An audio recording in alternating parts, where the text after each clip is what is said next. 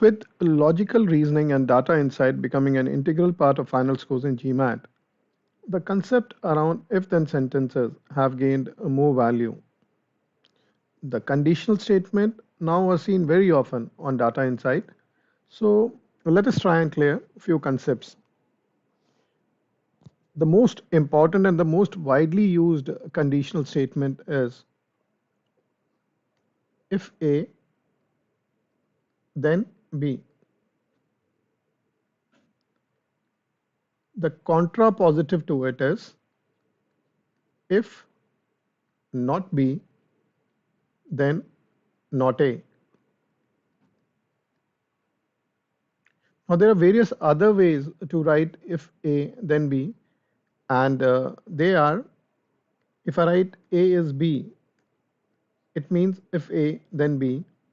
So all these things mean the same. They mean A is contained within B.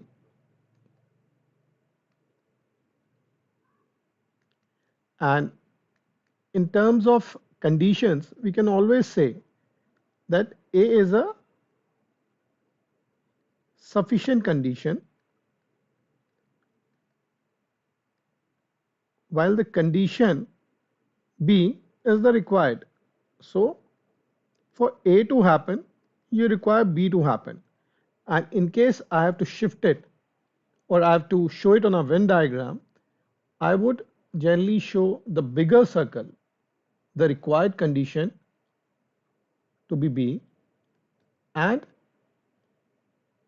the sufficient condition, A has to be part of it. So this is A, while the bigger one is B. So now you will understand, the moment we say if not B, which means the condition B does not meet the criteria, it surely means that A cannot happen then. So the contrapositive turns out to be true. Similarly, when we say A is B, it means A is contained within B. Now in case, let's look at other ways to write it. We also come across sentences where it is written B only if A, or I would write it in case I have to write it as A only if B. So A only if B can again be transformed to if A then B. Here you can see that A only if, rather only if, does not play the exact role which if was playing in the conditional statement. So let's verify this with Venn diagram. So let's say we have these two circles, the bigger one and a smaller one. So when we say A only if B, clearly this is A,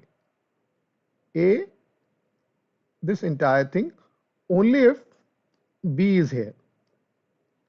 So that is why we have, let me clear this all.